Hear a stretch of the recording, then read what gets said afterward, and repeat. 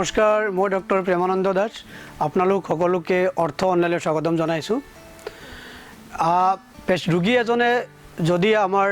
অস্থিৰোগ বিশেষজ্ঞ এজনক কয় যে মোৰ আজিকালি কিছুদিনৰ পৰা বা কিছু মাহৰ পৰা মোৰ আঁঠু বিষ এটা হৈ আছে, যিটো আঁঠু বিষ মই আগতে কেতিয়াও হোৱা নাই বা আগতে মই কেতিয়াও দুখো পোৱা নাই। সেই আঁঠু বিষটো অলপ দেৰি খোজকাঢ়িলে মোৰ বেছি হয় বা বহাৰ পৰা উঠিলে মোৰ বেছি হয় বা বহাৰ পৰা উঠোঁতে কিবা এটা শব্দ মই অনুভৱ কৰোঁ আঁঠুৰ ভিতৰত, তেতিয়াহ'লে আমি অস্থিৰোগ বিশেষজ্ঞসকলে আমি ভাবিবলৈ বাধ্য হওঁ যে এইটো অষ্ট্ৰিঅ' আৰ্থ্ৰাইটিছ। এতিয়া অষ্ট্ৰিঅ' আৰ্থ্ৰাইটিছটোনো কি সেই বিষয়ে জানো আহক। অষ্ট্ৰিঅ' আৰ্থ্ৰাইটিছ হৈছে আমাৰ গাঁঠিৰ, সাধাৰণতে আমাৰ ভাৰতবৰ্ষত আঁঠুৰ গাঁঠিত বেছিকৈ আমি দেখি পাওঁ। আৰু এই আঁঠুৰ গাঁঠিৰ এটা আমাৰ আৱৰণ থাকে, যিটো গাঁঠিৰ ভিতৰত থাকে। সেই আৱৰণক এটা আমি কোৱা আৱৰণটোক আৰ্টিকুলাৰ কাৰ্টিলেজ। অষ্ট্ৰিঅ' আৰ্থ্ৰাইটিছটো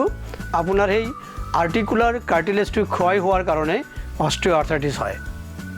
এতিয়া আমাৰ এই আঁঠুৰ যিটো জইণ্ট বা সন্ধি, এই সন্ধিটো যদি আমি বন মডেলত আমি দেখাব বিচাৰোঁ, তেতিয়াহ'লে এই আঁঠুটোৰ আপোনাৰ ঘিলা, ওপৰত আমাৰ ঘিলাৰ অংশ থাকে আৰু ওপৰৰ হাড়টো ফিমাৰৰ তলৰ অংশ আৰু টিবিয়াৰ ওপৰৰ অংশ, এই গোটেইখিনি মিলি আঁঠুৰ গাঁঠি বা সন্ধি ফৰ্ম হয়। আৰু আমি ইয়াত তিনিটা কম্পাৰ্টমেণ্ট, তিনিটা পাৰ্ট, আমি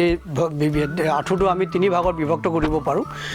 ঘিলাৰ লগত লাগি থকা যিটো আছে, এই ঘিলাৰ লগত লাগি থকা পাৰ্টটোক আমি পেটেলো-ফিমৰেল কম্পাৰ্টমেণ্ট বুলি কওঁ। আৰু এই ফিমাৰ আৰু টিবিয়াৰ যিটো ভিতৰৰ অংশটোক আমি মেডিয়েল কম্পাৰ্টমেণ্ট বুলি কওঁ। আৰু এই বাহিৰৰ যিটো অংশ টিবিয়া আৰু ফিমাৰৰ মাজত, এইখিনিক আমি কওঁ লেটাৰেল কম্পাৰ্টমেণ্ট। গতিকে তিনিটা কম্পাৰ্টমেণ্ট মিলি পেলাই আমাৰ এটা আঁঠু গাঁঠি হয়। আৰু সেই গাঁঠিৰ বাহিৰ ফালে বা ভিতৰ ফালে দুটা লিগামেণ্ট থাকে, সেই দুটাক আমি কোলেটাৰেল লিগামেণ্ট বুলি কওঁ। আৰু আঁঠুৰ ভিতৰত আৰু এটা লিগামেণ্ট থাকে, আৰু দুটা লিগামেণ্ট থাকে। আমি যিটো সন্মুখত থাকে সেইটো আমি কওঁ এণ্টেৰিয়ৰ ক্ৰুচিয়েট লিগামেণ্ট, আৰু যিটো পিছফালে থাকে সেইটোক আমি কওঁ পষ্টেৰিয়ৰ ক্ৰুচিয়েট লিগামেণ্ট। আৰু এই দুটা গাঁঠিৰ মাজৰ যিখিনি গেপ থাকে, সেই গেপৰ মাজত এটা কোমল মাংস থাকে, সেইটোক আমি কওঁ মেনিস্কাছ। সেই মেনিস্কাছটো সাধাৰণতে যিটো আঁঠুৰ গেপ আমি এক্সৰে কৰিলে দেখি পাওঁ, সেই গেপটো এই মেনিস্কাছৰ কাৰণে হয়, কাৰণ মেনিস্কাছটোৱে সেই গেপটো ফিল আপ কৰি ৰাখে। আৰু যিটো আমি এই মেনিস্কাছটো এক্সৰেত আমি দেখি নাপাওঁ, কাৰণ এক্সৰেত মাংসৰ পাৰ্ট আমি ভিজিবল নহয়। এক্সৰে অকল বোন বা টান বস্তুহে আমি দেখি পাওঁ, কোমল বস্তু আমাৰ এক্সৰেত নাহে। এতিয়া অষ্ট্ৰিঅ' আৰ্থ্ৰাইটিছ হয় আপোনাৰ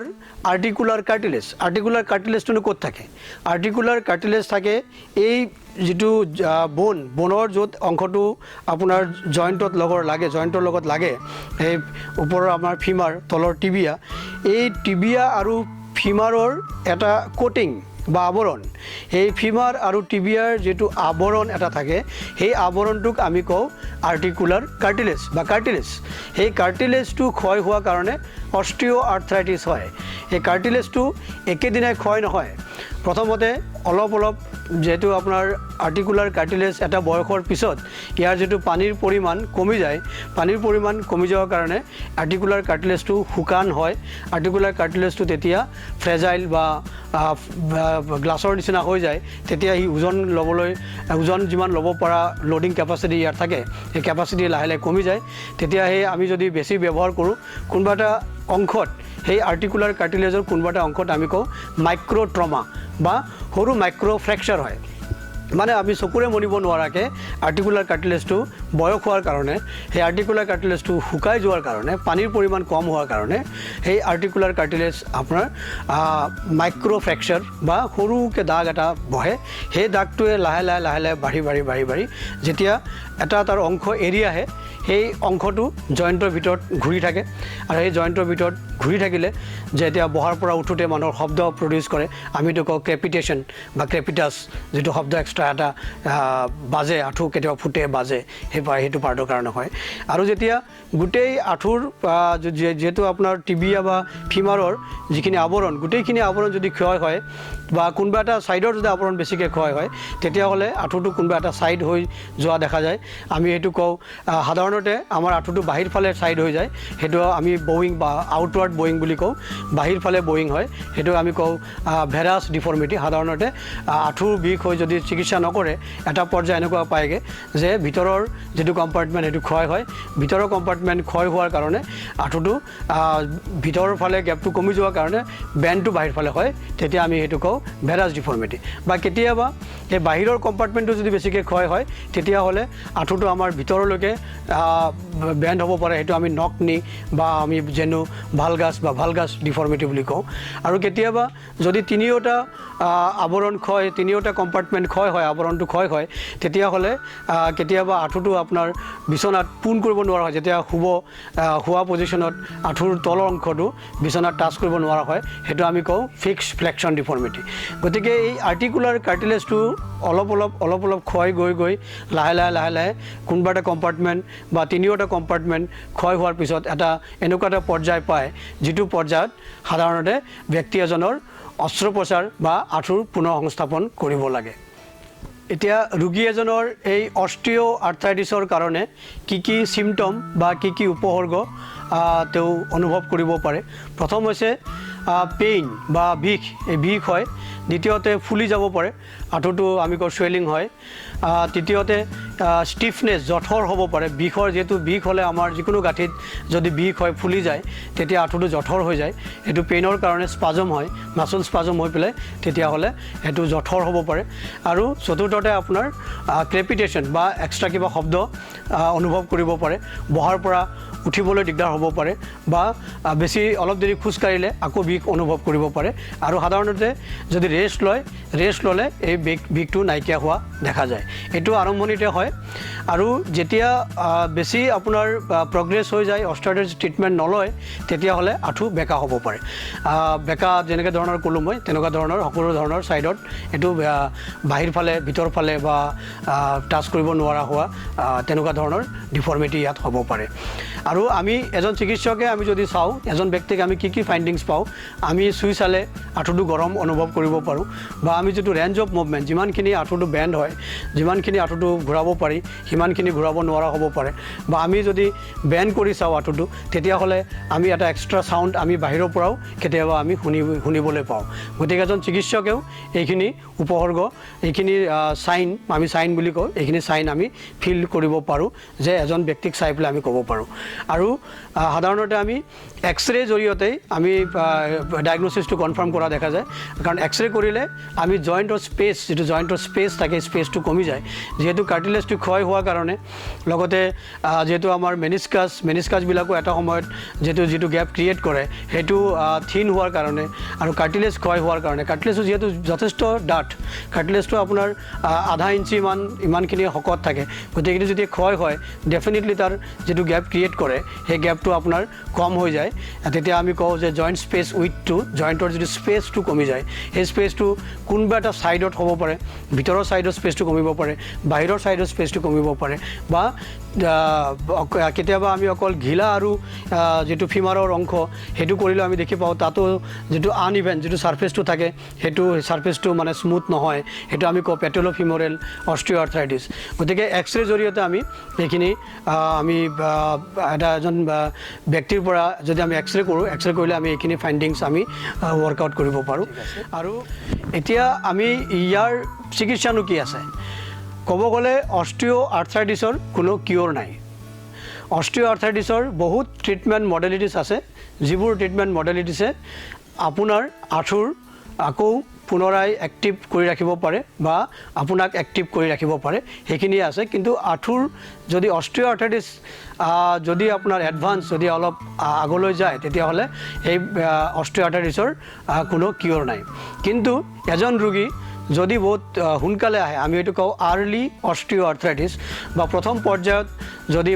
বেছি এডভান্স নোহোৱাৰ আগতে এজন ৰোগীয়ে যদি চিকিৎসকৰ পৰামৰ্শ লয় তেতিয়াহ'লে আজি বহুত ধৰণৰ নিউট্ৰাচিউটিকেলছ বা বহুত ধৰণৰ মেডিচিন আমি যিটো কওঁ ডিজিজ মডিফাইং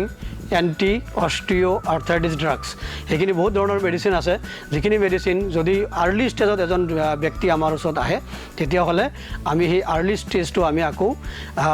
তেওঁক মানে সম্পূৰ্ণ কিয়ৰ আনিব পৰা যায় কাৰণ যিহেতু আমাৰ ইয়াত আৰ্লি ষ্টেজত খুব কম ৰোগীয়ে আমি দেখি পাওঁ যেতিয়া আমাৰ ওচৰত আহে সদায় আমি ষ্টেজ সদায় আমি ধৰক 3 বা 4 ষ্টেজতে পাওঁ ষ্টেজ 1 বা 2 খুব কমেই আমি দেখি পাওঁ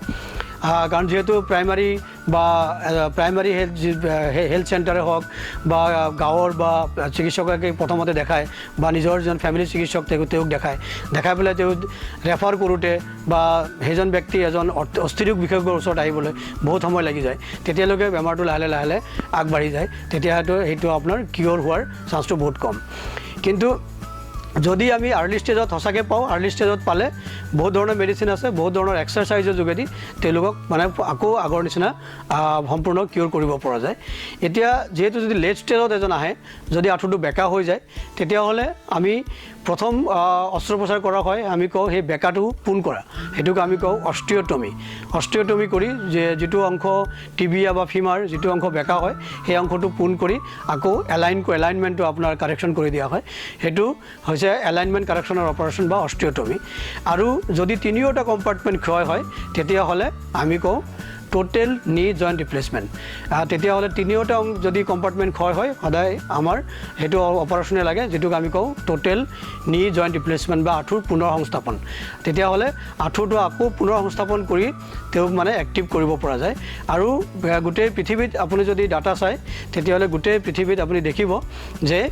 এই অস্ত্ৰোপচাৰটো অস্থিৰোগ বিভাগত বহুতেই কমন আৰু বহুতেই কমন প্ৰচিডিউৰ হয় যিটো পৰ্যায়ত যিজন ব্যক্তিক লাগিব তেওঁক সেইটো অপাৰেশ্যন লাগিবই তেওঁৰ আৰু বেলেগ অপশ্যন নাথাকে সাধাৰণতে বেলেগ অপশ্যন নাথাকে গতিকে সেইটো পৰ্যায়ত অপাৰেশ্যনে বা এই আঁঠুৰ নি ৰিপ্লেচমেণ্টেই অপশ্যন থাকে গতিকে আমি তাৰ আগতে ভাবিব লাগে ভাবিলে তেতিয়া ধৰক যদি চিকিৎসকৰ পৰামৰ্শ লোৱা হয় তেতিয়াহ'লে সেইটো ষ্টেজ আমি ৰখাব পাৰোঁ যিহেতু আগতে কৈছিলে যে আৰ্টিকুলাৰ কাৰ্টিলেজ কেনট বি ৰিজেনাৰেটেড আগতে কৈছিলে যে আৰ্টিকুলাৰ কাৰ্টিলেজটো আকৌ পুনৰ সৃষ্টি কৰিব নোৱাৰে কিন্তু আজিকালি যেটো আধুনিক যেটো বহুত মডাৰ্ণ মেডিচিন আছে এইবিলাক মেডিচিনে বহুতে সাইন্টিষ্টে ক্লেইম কৰিছে যে এই আৰ্টিকুলাৰ কাৰ্টিলেজ কেন বি ৰিজেনাৰেটেড যদি আৰ্লি প্ৰথম পৰ্যায়ত আহে বেছিকৈ ক্ষয় হ'লে নোৱাৰে অলপ ক্ষয় হ'লে তেতিয়াহ'লে এই আপোনাৰ আৰ্টিকুলাৰ কাৰ্টিলেজটো আকৌ পুনৰ সৃষ্টি কৰিব পাৰি অকল দৰৱৰ যোগেদি আৰু কেতিয়াবা আমি কি কৰোঁ যদি কোনোবা এটা অংশত ডেফিনিট এটা অংশতে অকল কাৰ্টিলেজটো ক্ষয় গৈছে সেইটো আৰ্থ্ৰস্কপি কৰি বা আমি যিটো কেমেৰা ভৰাই যদি চোৱা হয় তেতিয়া যদি আমি চাওঁ যে অকল আঁঠুৰ সব ঠিক আছে কোনোবা এটা অংশত অকল কাৰ্টিলেজটো এৰি গৈছে তেতিয়া সেই আৰ্টিকুলাৰ কাৰ্টিলেজটো বেলেগ জাগাৰ পৰা কাটি আনি য'ত আমাৰ ওজন নোলোৱা জাগা সেই ওজন নোলোৱা জাগাৰ পৰা একেটা আঁঠুৰে বেলেগ যিটো জাগাত আমাৰ ওজন নলয় য'ত কাৰ্টিলেজ আছে সেই ওজন নোলোৱা আপোনাৰ ঠাইৰ পৰা আমি কাটি আনি তাত আমি গ্ৰাফটিং কৰি দিব পাৰোঁ সেইটোক আমি কওঁ কাৰ্টিলেজ গ্ৰাফটিং বা কেমেৰা আপোনাৰ আৰ্থ্ৰস্কপিকেলি আমি যদি এক্সামিন কৰি দেখোঁ কেতিয়াবা ধৰক মাইক্ৰ' ড্ৰিল কৰি দিয়া হয় অকণমান মানে